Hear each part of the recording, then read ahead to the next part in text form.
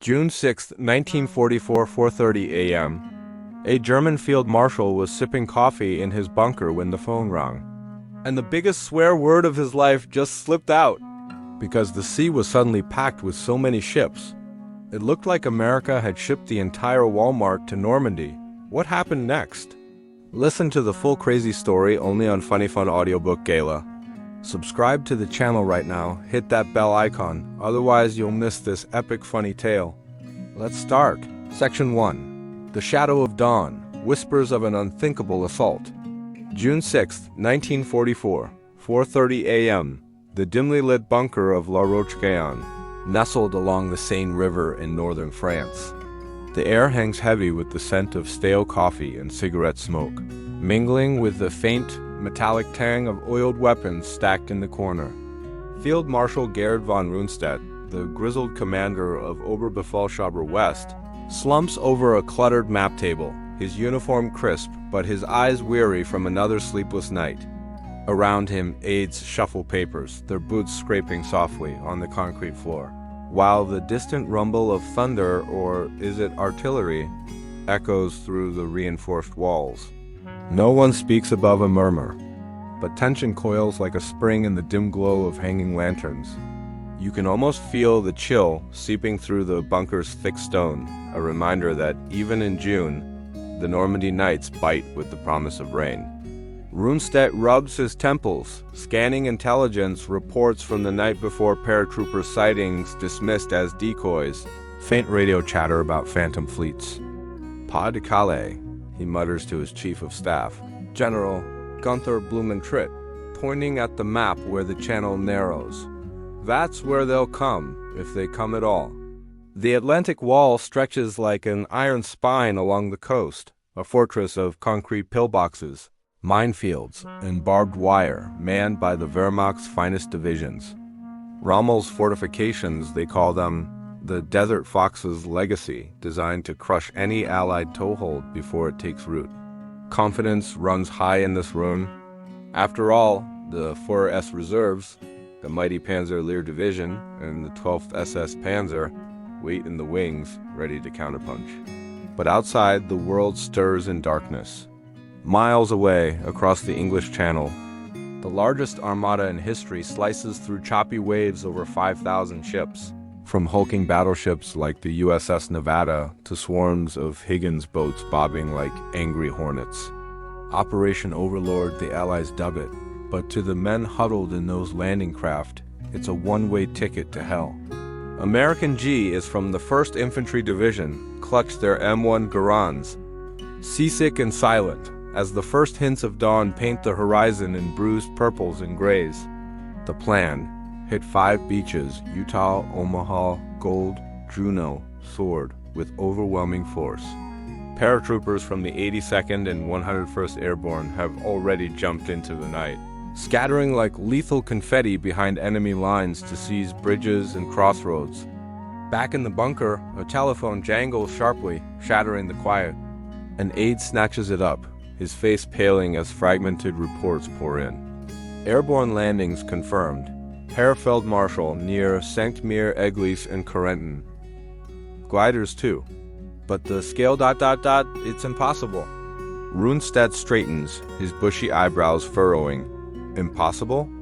The Wehrmacht has faced the Bolshevik hordes on the Eastern Front, stared down the RAF over Britain. What could these reports mean? Blumentritt leans in, whispering urgently about radar ghosts and diversionary tactics. Yet something nags at the old marshal, a prickling doubt, like the first drops of rain on a parched field.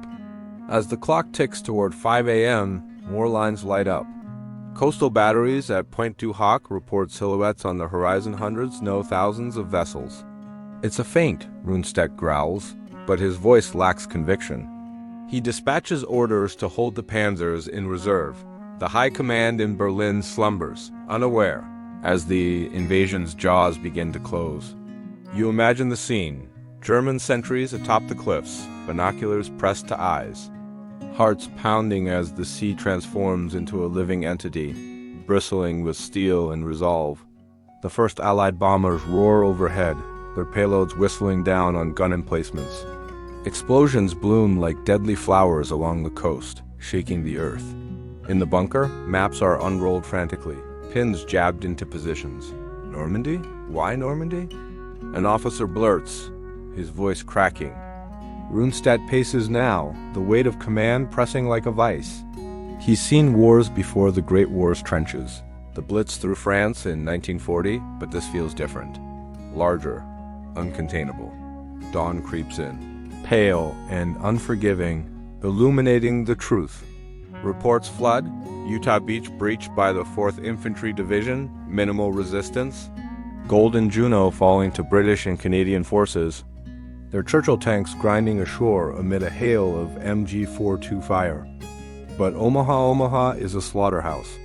The big red one storms into a wall of death, waves crashing over bloodied sands as German 352nd Infantry Division unleashes hell from fortified positions. Runestad's aides huddle, voices rising. The fleet, it's endless, sir. Battleships, destroyers, transports as far as the eye can see. The Marshal freezes, staring at the wireless operator. Endless? How could the Allies muster such might under their noses? Intelligence had pegged them for Pas-de-Calais, not this rugged stretch of coast. Disbelief creeps in, a cold serpent winding through his gut. And then, a revelation hits like a shell burst. This is no raid. This is the invasion. But as the sun rises higher, casting long shadows over the beaches, Runestad realizes the true horror. The scale defies comprehension, and with it, the Reich's fate teeters on the edge. Section 2. Omaha Beach, the blood-soaked moment of truth. June 6, 1944, 6:32 a.m.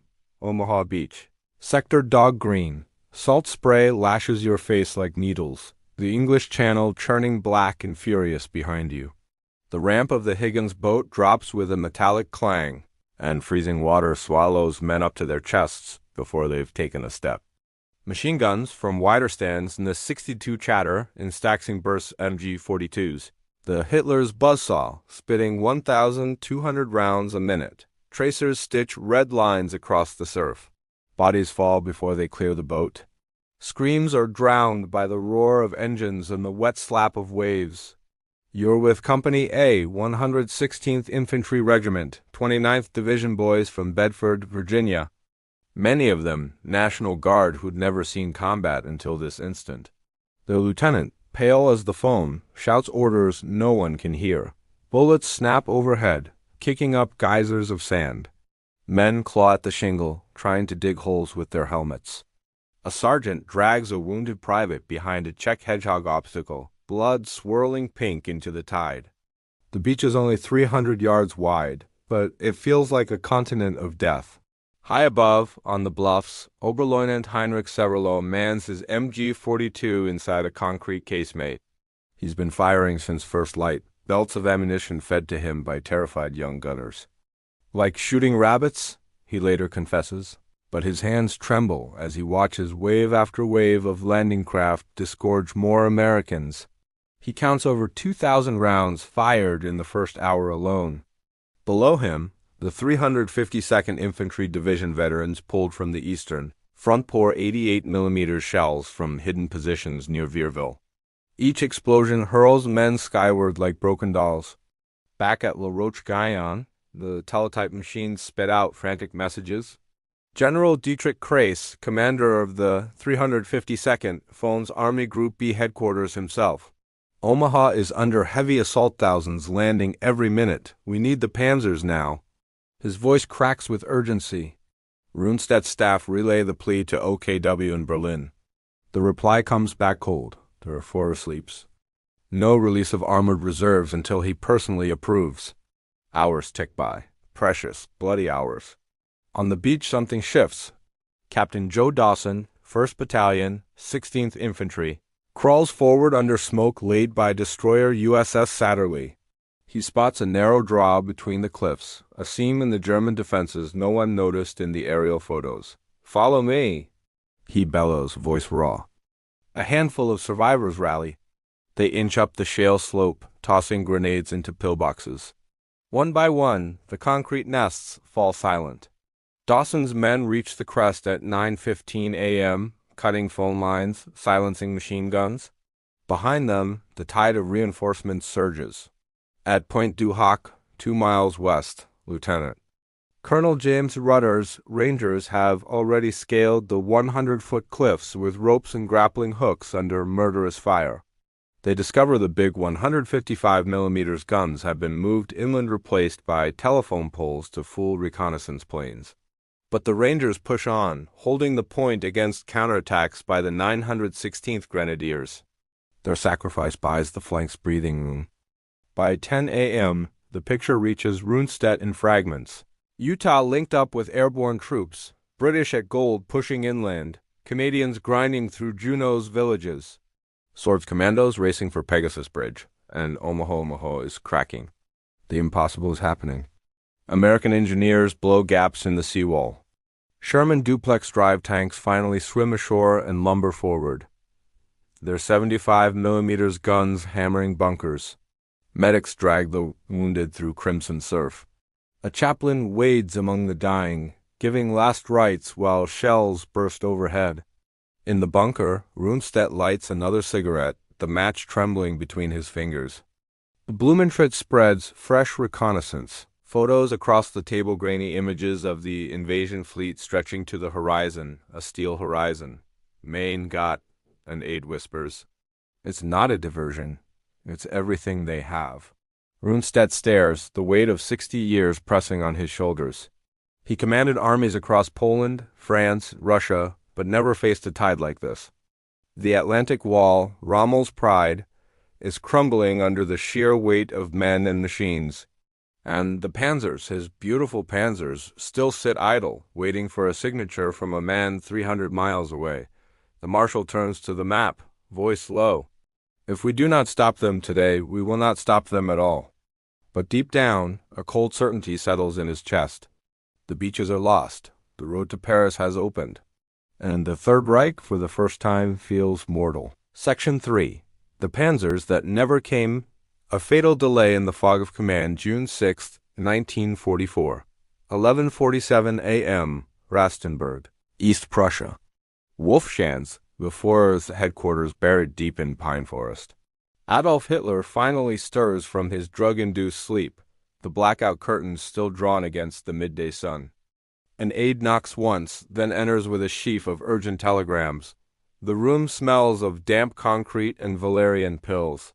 Hitler blinks, adjusts his glasses, and scans the top sheet. Massive landings in Normandy. Atlantic Wall breached. Request immediate release of armored reserves. He tosses it aside.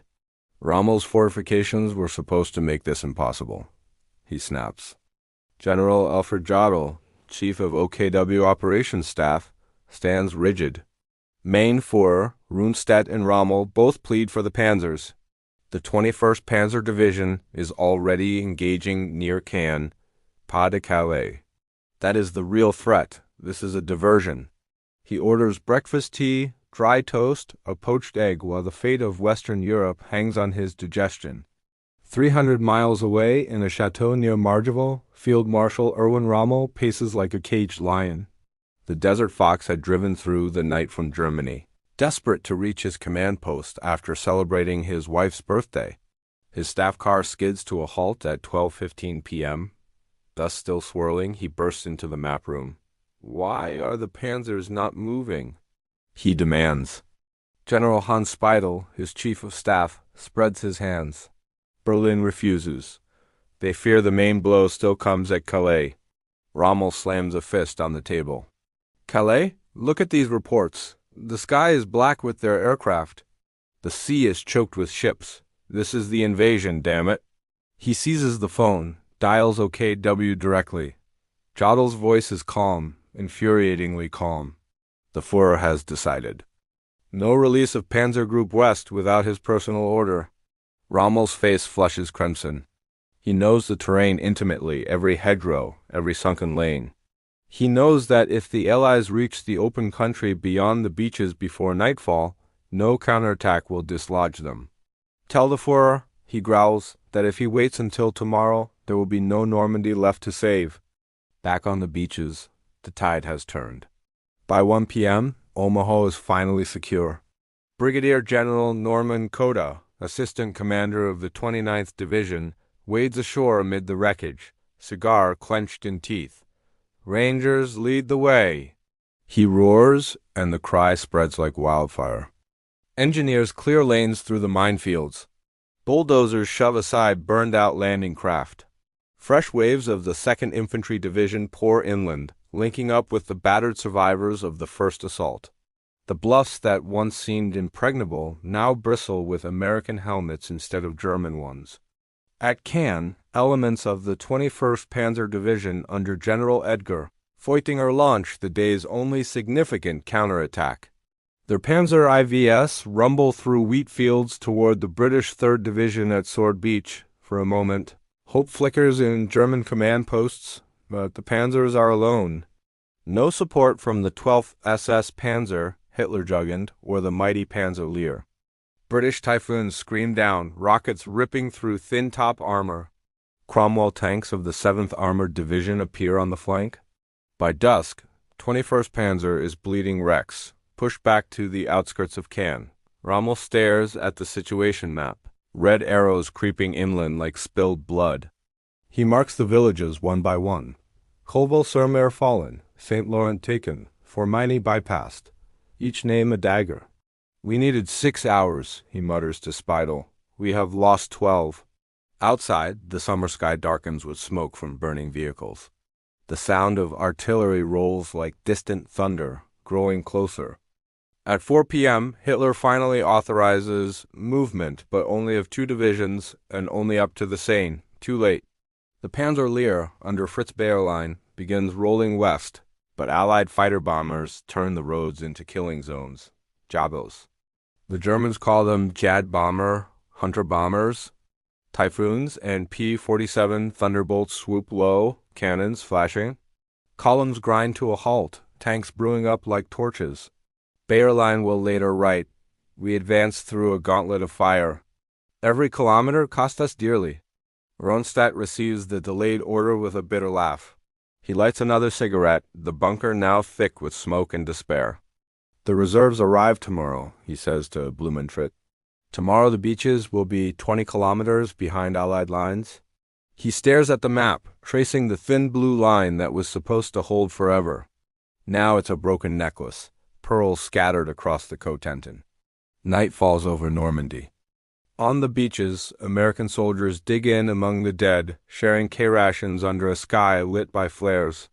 Offshore, the great fleet still unloads, Mulberry harbors rising like steel islands, pipelines snaking ashore to feed the hungry engines of liberation. In the bunkers, German radios crackle with surrender calls from isolated strongpoints. One by one, the Atlantic Wall's teeth are pulled. Rommel stands on a hill overlooking the Orne River, binoculars to his eyes. He watches distant flashes on the horizon Allied guns pounding Cannes. For the first time in his career, the Desert Fox feels the sand shifting beneath him. Not desert sand, but the cold, wet soil of Normandy. And it is giving way. He lowers the binoculars, voice barely a whisper. "We have lost the initiative. Perhaps we have lost the war." Section 4. The Breaking Point. From Fortress Europe to the road to Paris, June 7, 1944. 3:12 a.m. A farmhouse outside Bayeux, hastily converted into forward headquarters for Army Group B. The room is lit by a single kerosene lamp flickering over maps stained with coffee rings and cigarette ash. Field Marshal Erwin Rommel hasn't slept. His eyes are bloodshot, his uniform rumpled for the first time anyone can remember. On the table lies a captured American map, found on a dead lieutenant from the 101st Airborne, showing objectives that reach all the way to Saint-Lay and Cannes by nightfall. Rommel traces the arrows with a trembling finger. They are already halfway there. You can almost taste the cordite in the air. Hear the distant crump of naval guns from USS Texas still pounding what is left of the coastal batteries. Outside, a summer rain begins to fall, turning the chalky Norman soil into glue that bogs down everything except the Allied advance. British Cromwells slosh through flooded lanes toward Villers-Bocage. Canadian infantry of the 3rd Division clear house by house in Courcelles. And at Corentin, the 101st Airborne Screaming Eagles dig in like badgers, their bazookas trained on every road the Germans might use. Rommel turns to General Fritz Bayerlein, whose Panzerlehr has finally arrived in dribbles after the Jabos tore them apart on the road from Chartres. Bayerlein's face is gray with exhaustion. "How many tanks?" Rommel asks. The answer is a punch to the gut. 50 left, Herr Feldmarschall. Maybe 60. The rest are burning along the Route Nationale. Rommel closes his eyes. Panzerlehr was supposed to be the hammer. Now it's a broken nail. Across the Channel, the scale of what the Allies have achieved begins to sink in, even for the victors. General Omar Bradley, commanding First Army, stands on a dune overlooking Omaha, now a hive of activity. Bulldozers shove wreckage aside. Crates of ammunition stack higher than a man. A field hospital under canvas flaps in the wind. Surgeons working by lantern light on rows of stretchers. Bradley lights a cigar, staring at the endless line of ships still disgorging men and machines. "We threw everything we had at them," he mutters to an aide, "and they're still coming." Back in La Roche-Guyon, Rundstedt receives a phone call that chills the room. It's Hitler himself, voice shrill through the static. "You will throw the enemy back into the sea by tomorrow night," he screams. Rundstedt holds the receiver away from his ear, exchanging a long look with Blumentritt. When he speaks, his voice is ice. "Mein Führer, the enemy is already 10 kilometers inland. With what shall I throw him back? My bare hands?" Silence on the line. Then a click. The old marshal hangs up, lights yet another cigarette, and says quietly, "The war in the West is lost." By dawn on June 7th, the beaches are linked into a single lodgment 20 kilometers deep. Cherbourg is the next prize, its port vital for the flood of supplies still pouring across. Mulberry A, the American artificial harbor off Omaha, rises from the seabed like a mechanical miracle, despite a storm that will soon rip it apart. Gooseberry breakwaters, sunk blockships form protective arms. Pluto pipelines snake under the channel, ready to pump fuel straight into Patton's tanks when he finally arrives. Rommel drives the front himself, staff car splashing through mud, past columns of grim-faced Lancers retreating with whatever they can carry. At one crossroads near Balleroy, he encounters boys from the 12th SS Panzer, Hitlerjugend, 17. 18 years old, faces smeared with dirt and fanaticism. Their commander, Standartenführer Kurt Meyer, Panzer Meyer salutes stiffly. "We will hold Caen to the last man," he declares. Rommel looks at the burned-out Shermans littering the fields and the fresh craters from Typhoon rockets. He says nothing, only nods. In his heart, he knows Caen will fall, and with it the last chance to contain the breakout. That night, in the flickering lamplight of his farmhouse HQ, Rommel drafts a letter he will never send. Addressed to Hitler, it is blunt. The troops are fighting heroically everywhere, but the unequal struggle is nearing its end. He folds the paper, tucks it into his tunic, and stares out at the rain. Somewhere out there, American paratroopers are singing in the darkness, British commandos brewing tea over hexamine stoves, Canadian sappers bridging streams under fire. The Atlantic Wall is not just breached, it is forgotten. Rundstedt, 300 kilometers away, receives confirmation that Cherbourg has been isolated. He pours a small glass of cognac, his last bottle, and raises it in a mock toast to the map. "To the invincible fortress," he says bitterly. Then he smashes the glass against the wall. On the beaches, a young American private from Iowa sits on an ammo crate, writing a letter home by flashlight. "Mom," he scrawls, "you wouldn't believe how many ships there are. It looks like you could walk to England without getting your feet wet." He pauses, listening to the surf that only yesterday swallowed his friends. Then he adds, "We're here to stay." And in that moment, every German general from Rundstedt to the lowliest lieutenant knows it too. The tide has turned not just on the beaches, but in the soul of the war itself. Fortress Europe has a hole in its heart 20 miles wide, and through it pours the future. Section 5. The Reckoning When Disbelief Became Defeat. July 17, 1944. 6:20 p.m. A dusty road near Saint-La, Normandy. The summer sun hangs low, turning the hedgerows gold, but the beauty is a cruel lie. Field Marshal Erwin Rommel's open-top Hork staff car crawls through the wreckage of war. Burned-out half-tracks, bloated cattle, the sweet rot stink of death. He's heading back from inspecting the shattered remnants of Panzer Group West, whose driver, Obergefreiter Daniel, hums nervously, eyes flicking to the sky every few seconds. Jabos own the daylight now. You can almost taste the fear in the air, thick as the dust kicked out by retreating columns. Rommel leans forward, studying a map spread across his knees. Cannes still holds, barely, but the British are gnawing at its edges like wolves on a dying stag. Saint-Lay is about to fall. And every hour, another 1,000 tons of Allied steel and shells pour through the beaches that were supposed to be impregnable. 6 weeks ago, he believed the Atlantic Wall could stop them. Now he knows better. Suddenly the world explodes. A blinding flash. The Hork flips like a toy. Shattered glass rains down. Rommel is thrown clear, landing hard in a ditch. Blood pours from a gash across his forehead. His skull is fractured in 3 places. Daniel is dead, slumped over the wheel. Above, a British Typhoon banks sharply and vanishes into the clouds. Just another routine strafing run. Just another German general bleeding in the mud.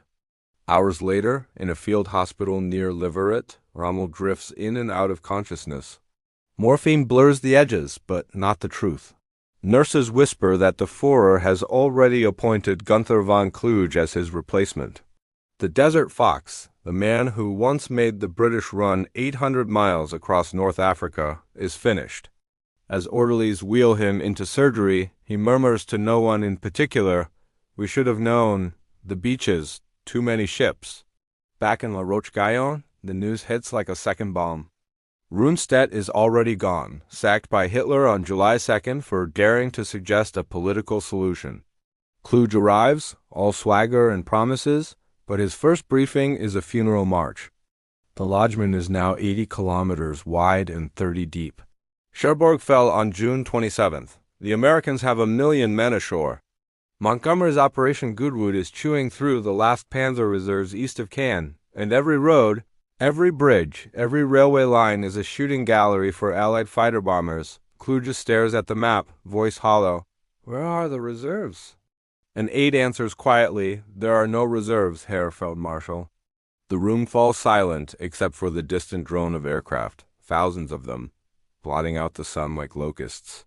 July 25th, 1944. Operation Cobra. The sky over Saint-Lay turns, black with B-17s and B-24s. 2,000 heavy bombers drop everything they carry. Saturation bombing that turns the German front into a moonscape. Panzer Lehr is buried alive. Survivors stumble out deafened, blind, babbling. General Fritz Bayerlein walks among the craters, counting twisted turrets. "My division exists only on paper," he radios OKW. Then the Americans come. Lightning Joe Collins, the 7th Corps, punches through the hole like a fist through wet cardboard. By nightfall, they're in Coutances. By August 1st, Avranches. The road to Brittany and to Paris lies open. In Berlin, Hitler rages in the map room, slamming his fist so hard the colored pins scatter. "Traitors! Cowards!" He orders counterattacks that exist only in his imagination. The 2nd Panzer Division, 116th Panzer, 9th Panzer, all ghosts, shredded weeks ago. Generals nod, salute, and do nothing.